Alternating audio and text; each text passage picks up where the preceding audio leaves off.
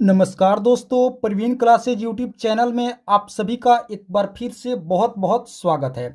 दोस्तों, आज की वीडियो बहुत ही महत्वपूर्ण होने वाली है। आज की वीडियो हम लोग देखेंगे रेलवे ग्रुप डी 2025 परीक्षा के लिए अति महत्वपूर्ण सामान्य ज्ञान के प्रश्न। जी हाँ दोस्तों, आज की वीडियो में हम लोग देखेंगे केवल सामान्य ज्ञान के कुछ अति महत्वपूर्ण प्रश्न जो आगामी रेलवे ग्रुप डी के एग्जाम के पॉइंट ऑफ व्यू से दोस्तों बहुत ही महत्वपूर्ण होने वाले हैं। तो आप सभी से एक रिक्वेस्ट करूंगा, इस वीडियो को आप लोग अंत तक जरूर देखें, सभी प्रश्नों को अच्छे से समझें और याद करें। तो आइए आज की वीडियो हम लोग शुरू करते हैं मोस्ट इंपॉर्टेंट सामान्य ज्ञान के प्रश्नों का। तो चलिए देखते हैं पहला प्रश्न। पहला प्रश्न है, चरक संहिता संबंधित है।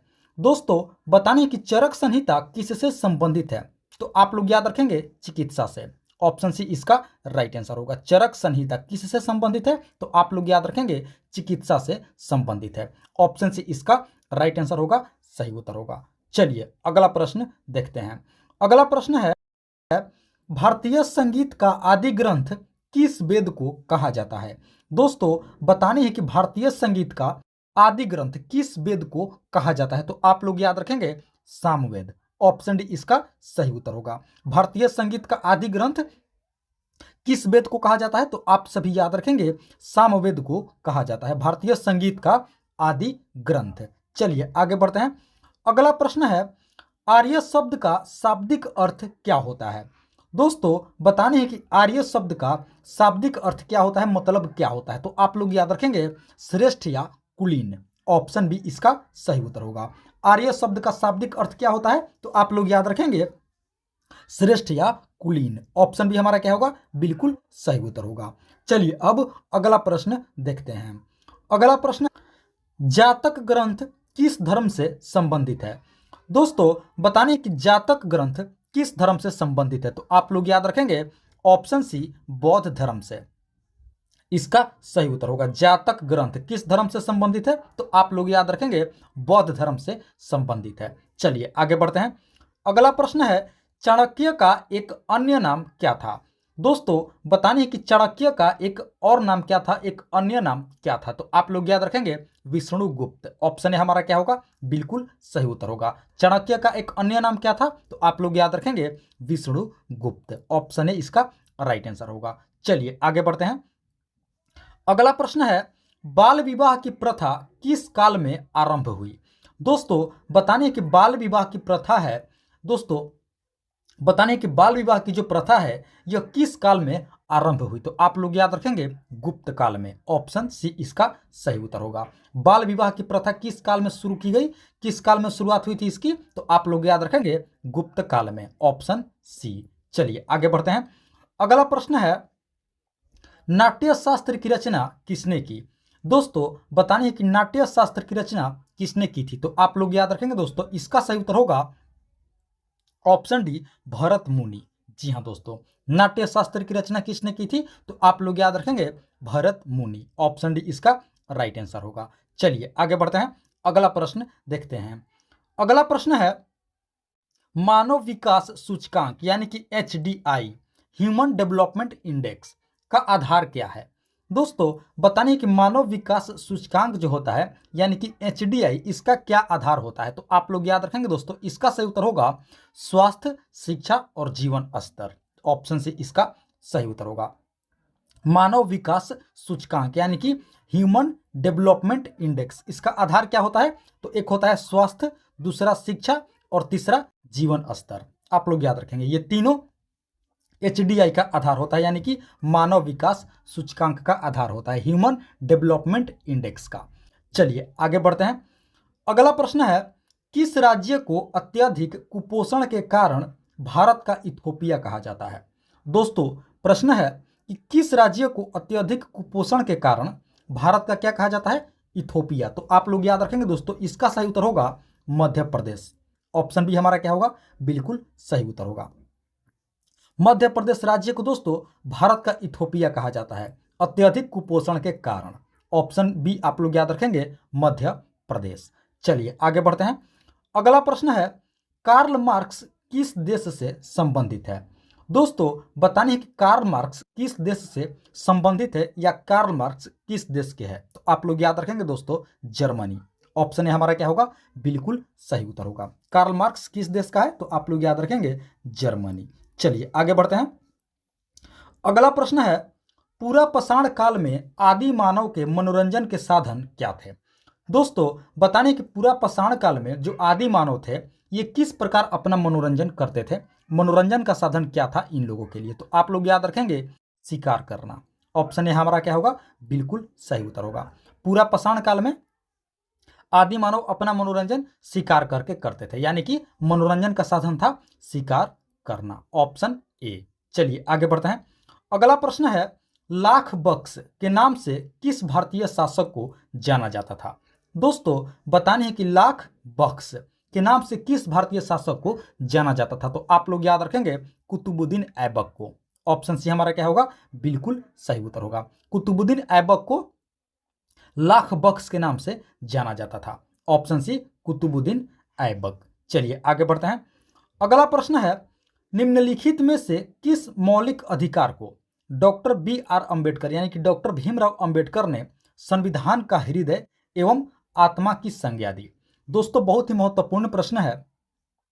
बतानी है कि इनमें से किस मौलिक अधिकार को यानी कि फंडामेंटल राइट को डॉक्टर बी आर अंबेडकर यानी कि डॉक्टर भीमराव अंबेडकर ने दोस्तों संविधान का हृदय कहा या आत्मा की संज्ञा दी, यानी कि संविधान का आत्मा या संविधान का हृदय कहा। तो आप लोग याद रखेंगे दोस्तों संवैधानिक उपचारों का अधिकार।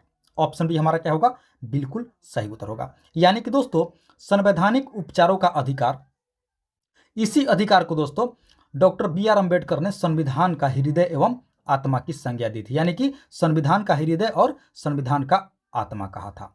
आप लोग याद रखेंगे संवैधानिक उपचारों का अधिकार को। ऑप्शन बी हमारा क्या होगा, बिल्कुल राइट आंसर होगा। चलिए आगे बढ़ते हैं। अगला प्रश्न है, एक व्यक्ति भारत के राष्ट्रपति पद के लिए अधिकतम कितनी बार निर्वाचित हो सकता है। दोस्तों बताने कि कोई व्यक्ति भारत के राष्ट्रपति पद के लिए यानी कि दोस्तों प्रेसिडेंट पद के लिए कितनी बार, मैक्सिमम कितनी बार निर्वाचित हो सकता है, यानी कि मैक्सिमम कितनी बार वो भारत के राष्ट्रपति बन सकता है। तो आप लोग याद रखेंगे इसके लिए कोई सीमा नहीं है दोस्तों। ऑप्शन डी हमारा क्या होगा, बिल्कुल सही उत्तर होगा। यानी कि भारत के राष्ट्रपति बनने के लिए कोई सीमा नहीं है, जितनी बार दोस्तों कोई व्यक्ति चाहे वो बन सकता है, यह संवैधानिक अधिकार है। ऑप्शन डी कोई सीमा नहीं है भारत के राष्ट्रपति पद के लिए। चलिए आगे बढ़ते हैं। अगला प्रश्न है, किस महाद्वीप को श्वेत महाद्वीप के नाम से जाना जाता है। दोस्तों बताने है कि किस महाद्वीप को श्वेत महाद्वीप के नाम से जाना जाता है, श्वेत महाद्वीप कहा जाता है। तो आप लोग याद रखेंगे अंटार्कटिका।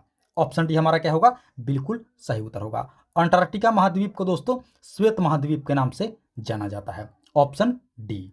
चलिए आगे बढ़ते हैं। अगला प्रश्न देखते हैं। दोस्तों अगले प्रश्न से पहले आप सभी से एक रिक्वेस्ट करूंगा, अभी तक आप लोगों ने इस वीडियो को एक लाइक नहीं किए हैं तो वीडियो को आप लोग एक लाइक जरूर कर देंगे। साथ ही साथ प्रवीण क्लासेज यूट्यूब चैनल पर आप लोग पहली बार विजिट किए हैं तो दोस्तों आप लोग इस चैनल को जरूर सब्सक्राइब कर लेंगे इसी तरह का महत्वपूर्ण प्रश्नावली वीडियो प्रतिदिन देखने के लिए। और हाँ दोस्तों इस वीडियो में आप लोग अंत तक जरूर बने रहेंगे, आगे दोस्तों और भी बहुत ही महत्वपूर्ण प्रश्न होने वाले हैं। तो चलिए अब आगे बढ़ते हैं। अगला प्रश्न है, सिंधु सभ्यता का पतन नगर यानी कि बंदरगाह इनमें से कौन सा था।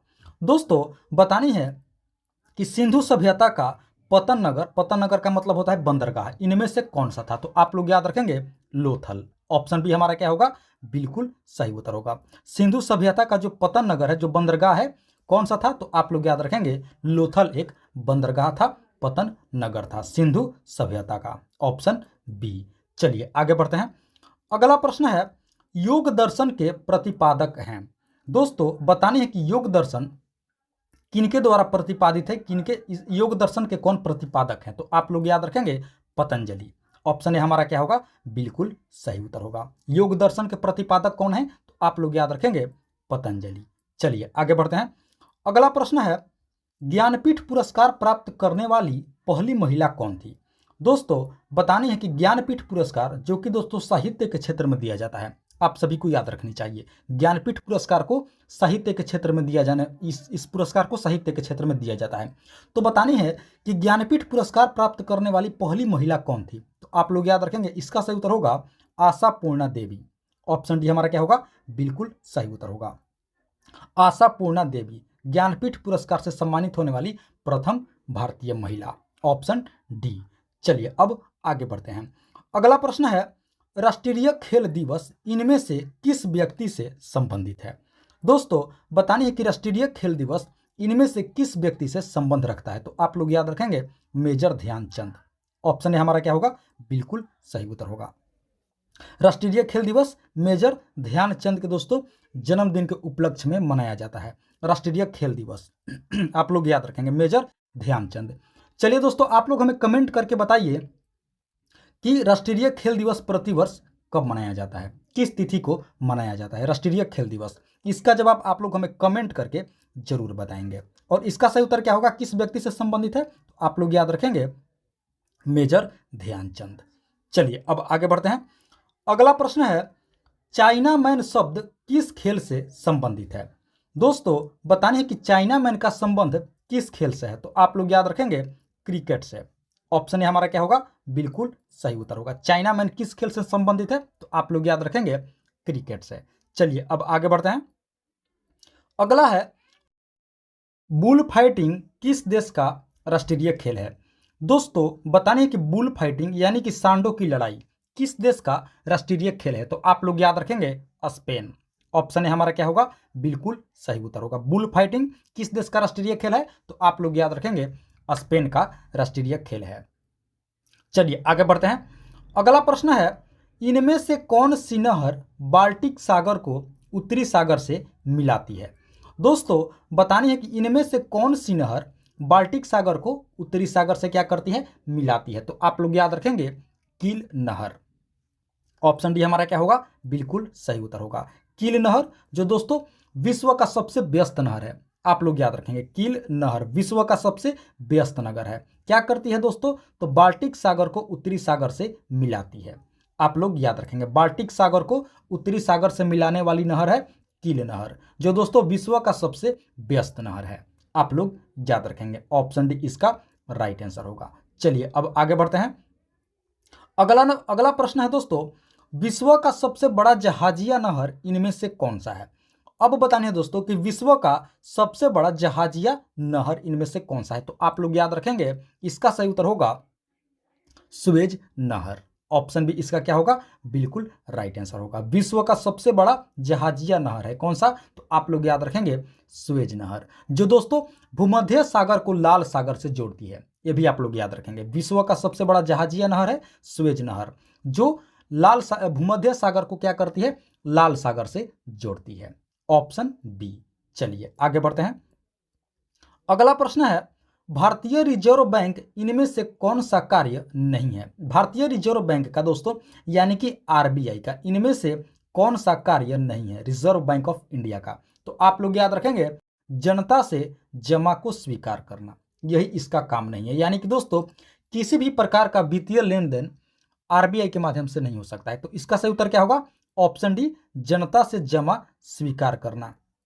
ये क्या करता है? नोट निर्गमन करता है, बैंकों का बैंक है और सरकारी बैंक है, ये तीनों सही है। लेकिन जनता से जमा को स्वीकार करना ये भारतीय रिजर्व बैंक का कार्य नहीं है, आरबीआई का कार्य नहीं है। यानी कि दोस्तों हम लोग इसमें अपना अकाउंट ओपन नहीं कर सकते हैं, किसी भी प्रकार का वित्तीय लेन देन नहीं कर सकते हैं आरबीआई के माध्यम से।